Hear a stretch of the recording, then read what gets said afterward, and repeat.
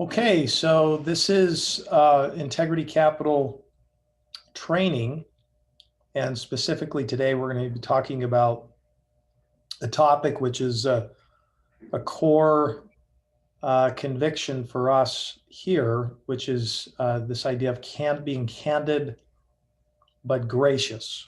So that's one of the tenets that we have at our firm. And so I'm just going to spend some time today.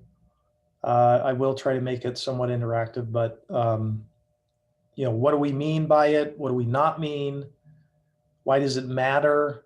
How do we do this? And then maybe some examples as we get to the end. And so, the first part is always, when you deal with these things, you try to start off with definitionally, what do we mean when we say candid but gracious, just for the sake of clarity.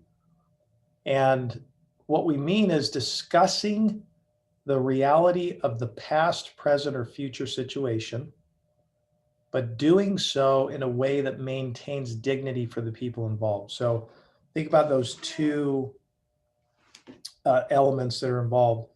So, which creates a very healthy environment, internally and externally, where you're not skirting the issue. You're dealing with whatever the reality of that particular situation is, either in the past, in the present, or in the future. Of whatever issue you're needing to address. So you're dealing with reality, the way things really are, but doing so in a way that maintains the dignity for the people involved. So, for example, if a client comes in and they give you some information about their financial situation, and you're able to identify that there's several problems that could be a hindrance for the transaction, possibly even a detriment. Candid but gracious in that particular situation, based on this definition, is that you are going to address, discuss, come to a point of communication with them of the reality of that particular situation, whether it was in the past, present, or future.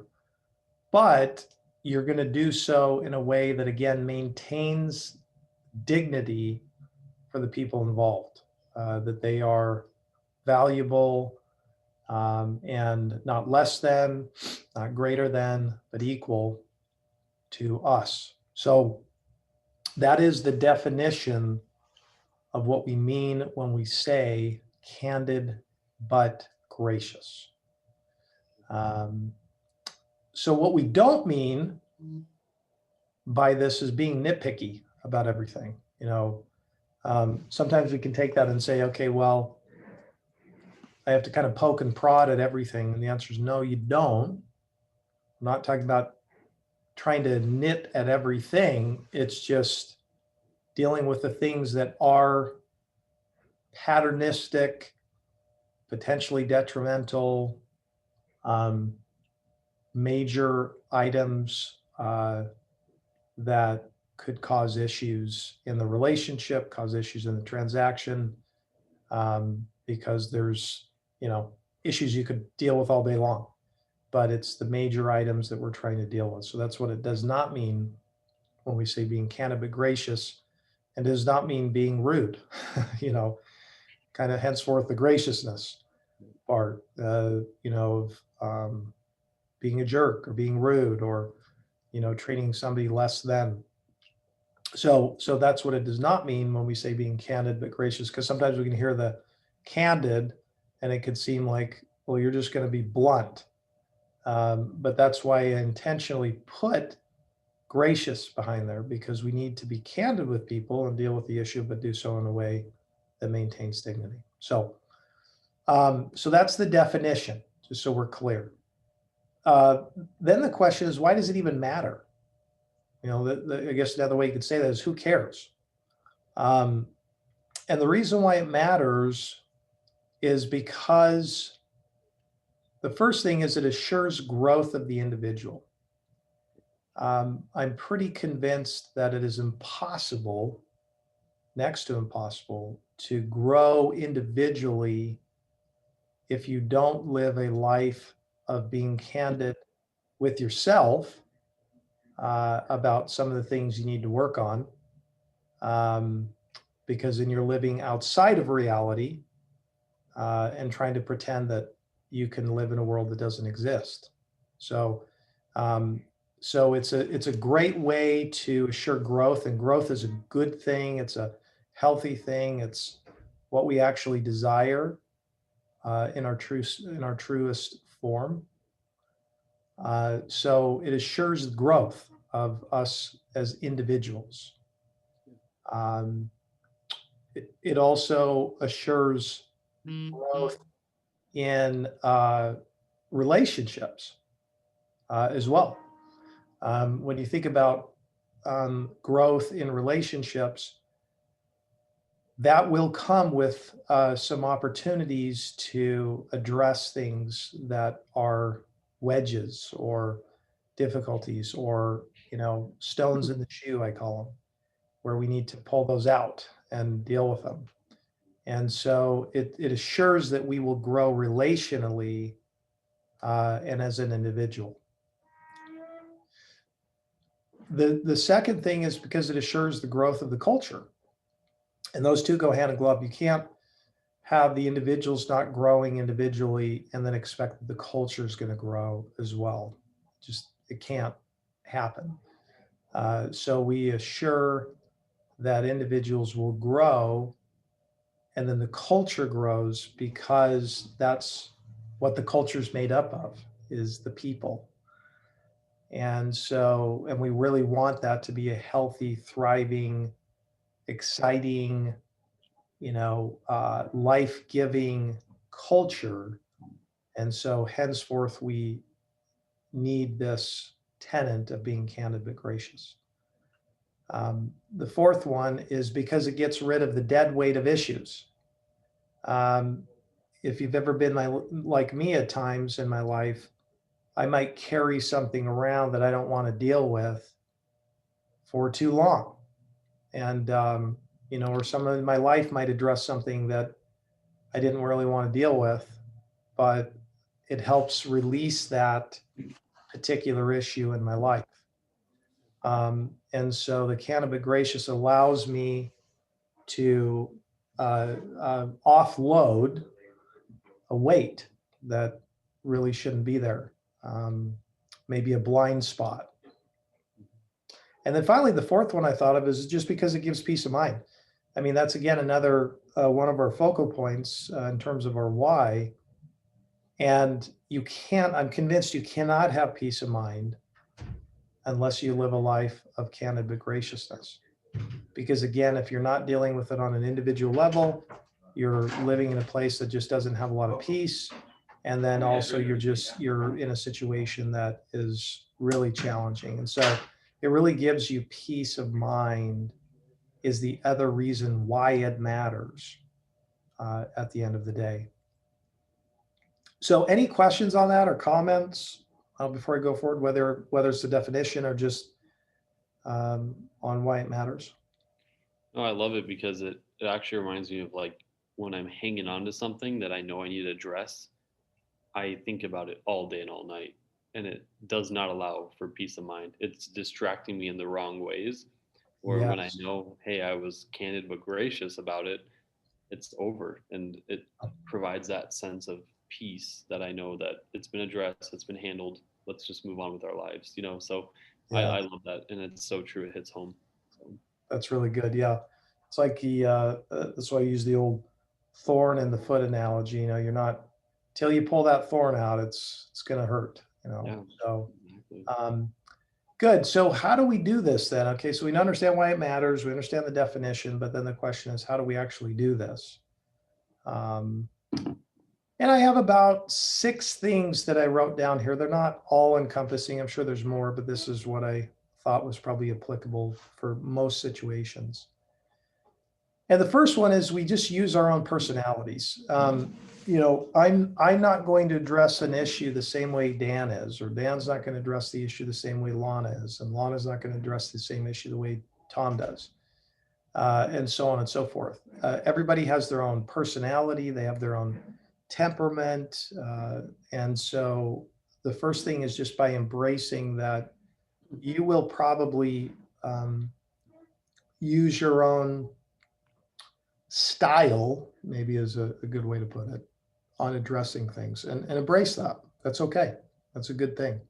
Um, I tend to be a little bit more, forward, and other people might, address it a little bit more. They'll still address it. They're just dressing it a little bit less forward. So just embrace that and realize that we're all different, and that's okay. So that's the first thing to remember and understand.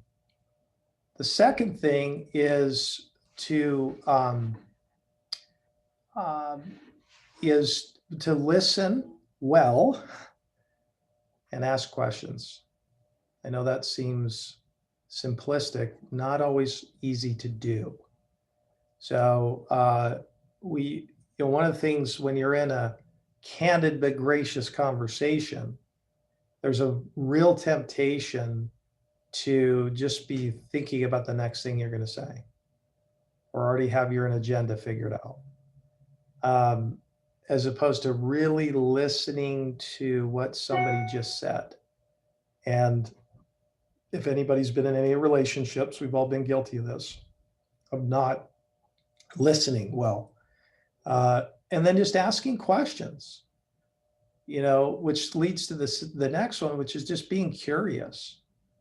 There's one way, which is, what I call kind of condemning, where you already have made your mind up.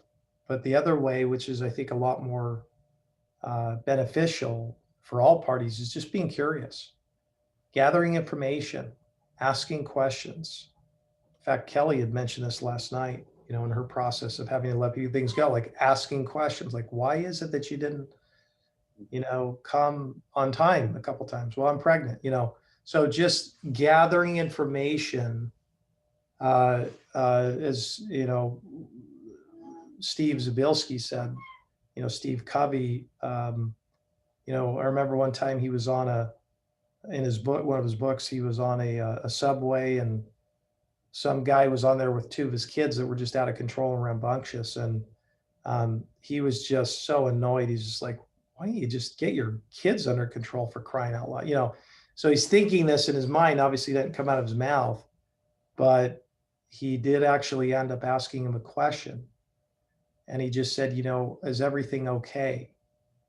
And the guy kind of came to, and he looked at him. He said, "Hey, I'm really sorry." He said, "My wife just died, yesterday." And he said, I'm trying to figure this all out." So, I mean, talk about a perspective change.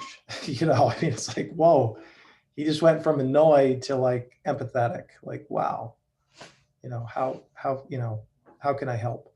So, I think just being curious when you have to get into candid but gracious is helpful. Because changes your attitude. Being reflective and using good timing. So, this goes back to, maybe, sleeping on it, not addressing it right away. Sometimes that's a good thing, as long as you're not a natural avoider. I think that can be helpful because it allows you to just kind of ruminate. And I've had many times where I've written an email and I'm ready to hit send, and I go, maybe I just need to hit the pause button for about a day and let this sit. And I can tell you about 9 times out of 10, I never send the email because I just realized that probably won't come across the right way. So just, taking the time to slow down, be reflective, ask yourself some good questions. Why am I doing this? What's my motive? What am I trying to accomplish? And then use good timing. My wife is not a morning person. I am. And so if I'm trying to have a conversation with her in the morning, guess what? That is not going to go well. And I'm a slow learner. So So yeah, I mean, just using good timing actually matters, so whenever we have a little bit of a weightier conversation, we know that we're not going to be in the house. And so I just try to use good timing, for things.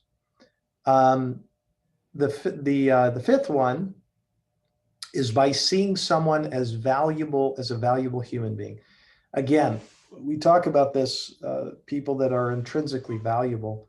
Um, this is, again, easy to understand, hard to implement. It's really easy for us, and we do this all day long. Literally, it's a minute by minute value battle. Is we're always doing this. We're always comparing either that we're up here or we're down here. We're higher or we're lower than the next person. It's just it's a struggle, and that's an issue of comparing based upon intrinsic worth. And so when you start to humanize people uh, and start to understand them and listen to them and understand that they have struggles just like you, then you move from a dehumanization. We see this in politics all the time. People are yelling at each other and berating each other, and I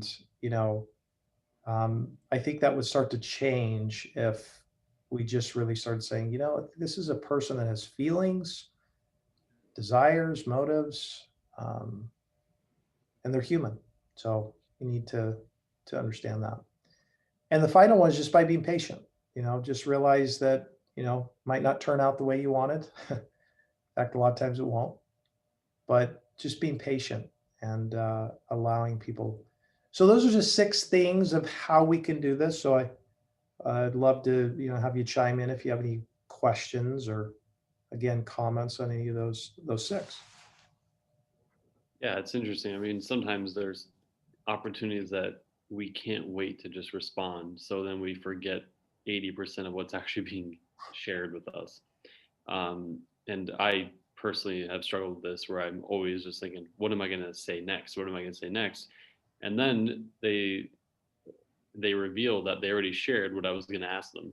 And so that's a huge issue. And it definitely takes that discipline as to sit back, relax, don't worry about what you need to like get out, focus on the conversation. And that is something that I think is really valuable in being candid but gracious too, is really just being present in the opportunity to listen.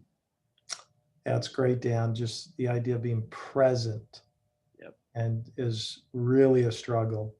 But it's a discipline, something that we can do with time and make it a habit. So that's how we do it. So we talk about definition of what it is, why it matters, how we can do it, and then we're going to land the plane on just some examples, some different examples and situations that you might run into while working here at the firm.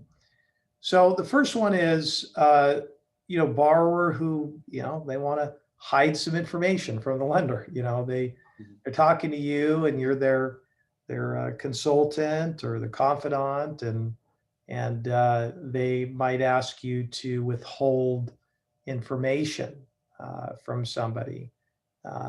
And so, because we have very clear convictions, that's not something that we're willing to do. So here's an opportunity, that you're going to probably run into from lots of different times. And so, an example of that would be, how do you have that conversation? Well, again, using your own personality, your temperament, listening to that person and saying, hey, when you said you didn't want me to share that, tell me more about that. Like, what do you mean by that? Or am I not understanding it? Or, what is it that you're concerned about? And, so just kind of starting to that conversation with listening and asking questions and being curious. And then once they tell you, well, that could kill the deal. And, I don't want them to see that because that'll, we won't get it done. And then the follow up to that really is, by understanding this is a person that, has a desire to get something done and they're not less than. Certainly what they're trying to do may not be, you know, good, but, they're intrinsically valuable. So, the follow-up to that really is pretty simply just, hey, I totally understand that. I can see your fear of not, getting the deal done. But my experience is it's better if we just get all of the chips on the table. The lender's going to probably find stuff out anyways. And so let's just not, it's better, if they found out after and that you withheld that. I mean, can you imagine, that's a guarantee the deal's not going to get done, So, um, so there's the gracious part, the candid but gracious part is being able to ask questions graciously, listening, valuing them, being curious, being patient, not coming down on them and condemning them, but it is coming in finally and just kind of giving them a gracious answer. Hey, here's why this probably makes some sense based on your own fear. That's going to happen all the time. That's going to happen with borrowers that just have information that they've provided that you're not going to be able to do the deal. And being able to ask more questions and then answer with a gracious answer. A coworker who offended you. I mean, this is another situation that it's probably going to happen. A boss or coworker offends you, or vice versa. Says something or doesn't do something, or whatever it is. This the sin of omission, the sin of commission, and the idea is that you're now in a situation to say, so the first thing is you want to do is ask yourself the question is, am I being nitpicky? I mean, is it just kind of something that was a minor offense, or was it a major offense? Minor offense is, they said something that, maybe they, just was a passing comment, probably didn't mean anything by it, but it was hurtful, right? Probably a minor offense, probably something you need to just let go. Or is it what I call kind of an ongoing, reoccurring, patternistic, thing that is perpetual that you eventually need to address? I think those are some good gauge techniques to just ask yourself the question is, there's the ongoing patternistic, unhealthy, things like someone that's gossiping all the time. Somebody that is perpetually not following through with their work, and it's affecting everybody. Situations where someone won't address a problem, and they just won't seem to accept personal responsibility for it. Those are examples of ongoing detrimental, patternistic, hurtful things. Versus someone that just has their own kind of personality. Maybe they have some snarkiness to them, or kind of goofiness, or, they just have their own style. Maybe they're an introvert or an extrovert. They talk too much, or, all those different things that, sometimes we mix in and we want to make it something maybe it's not. I know that I'm guilty of that, definitely at times, of just going, well, why can't they just be quiet?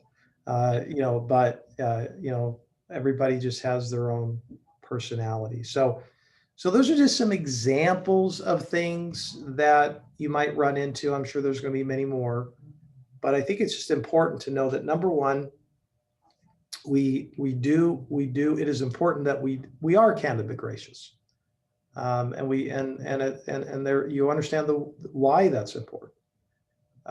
Maybe a little bit of today, hopefully just help you understand how you do this. And then just some examples of those things that will give you some discernment as you go through this. And the final thing I would say is there's a guarantee that you're probably going to mess this up at some point. So, all that's under the guise of grace, of saying, we get it, it's okay. Welcome to the rest of the world of the case of the normals. And so we just kind of, clean ourselves up from our successful failures and learn and grow. And so before we wrap up on this candid but gracious discussion, any comments or final words on it that you want to add or subtract? Definitely not subtract. I think this is all great and a really valuable lesson. And sometimes I tend to be almost too candid but gracious, and it sometimes can even backfire in a way. So I think Yeah, there's a balance, where yeah, like there was an example of a broker referred us to someone who ended up actually not using that broker. And I actually approached it with the borrower, not the broker first. And sure. so I think it was Yeah, a successful failure, but yeah, we learned from it and then we end up actually keeping the business. So it's okay, but we recovered, but it was definitely a successful failure in the process. So yeah. No, those are good. Those are good examples, and I've got many of them. And so yeah, it's again, this is a trajectory thing. It's something that we're working towards, something that we are going to do. But so hopefully today this just codify some things for us as we walk forward and journey through candid but gracious today. And so